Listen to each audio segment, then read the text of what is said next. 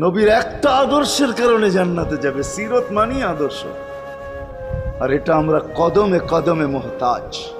কেননা এই ছোট জীবনটা যদি গ্রহণযোগ্যতা পর্যন্ত পৌঁছাইতে হয় আল্লাহর কাছে, চাই নারী হই, চাই যুবক হই, চাই বৃদ্ধ হই, যেই মানুষই হই না কেন, যেখানেরই হই না কেন, যেই বাসারই হই না কেন, যেই বর্ণেরই হই না কেন, যেই পেশারই হই না কেন, যেই সোসাইটিরই হই না কেন, এই জীবনটাকে যদি গ্রহণযোগ্যতা পর্যন্ত পৌঁছাইতে হয় কার কাছে? দুনিয়াওয়ালাদের কাছে না, মালিকের কাছে, যিনি এক ফোঁটা পানির থেকে অস্তিত্ব দিছেন, যার কাছে আবার আমাদেরকে ফিরা যেতে হবে।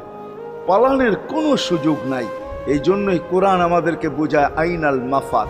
আল্লাহ বলতেছে কোথায় ভাগবে তুমি, বলো কোথায় ভাগবে?